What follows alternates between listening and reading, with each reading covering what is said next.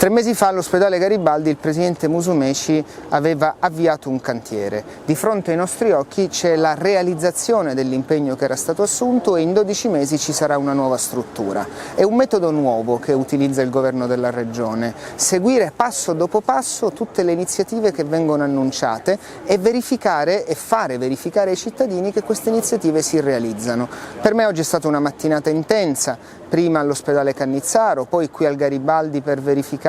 l'apertura del cantiere, più tardi sarò al San Marco, ma questa settimana sarò a Marsala dove si inaugura il nuovo pronto soccorso e questo giro continuo prosegue. Avevamo detto che le infrastrutture in sanità sono tutto per consentire ai cittadini di avere dei luoghi efficienti e soprattutto ospitali. Continuiamo così. Siamo al pronto soccorso del Garibaldi, oggi siamo particolarmente contenti perché siamo riusciti con un finanziamento dell'assessorato, ringrazio l'assessore Razza, e con soldi del bilancio a ristrutturare, risistemare per avere un'accoglienza migliore per i pazienti e per i cittadini catanesi quello che chiamo il vecchio pronto soccorso, vecchio in relazione al nuovo che stiamo organizzando in un'area più sopra rispetto a questa, che sarà pronto entro un anno. Noi riteniamo che riuscire a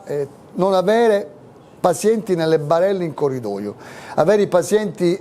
con un accesso più facilitato, un accesso logico che veda qua un'area critica con questi 10 letti monitorati, siano certamente un buon viatico per avere una buona offerta sanitaria e una offerta sanitaria articolata che parta anche dal pronto soccorso, che rispetto alle linee guida regionali e nazionali anche questo risponde a una logica di miglioramento.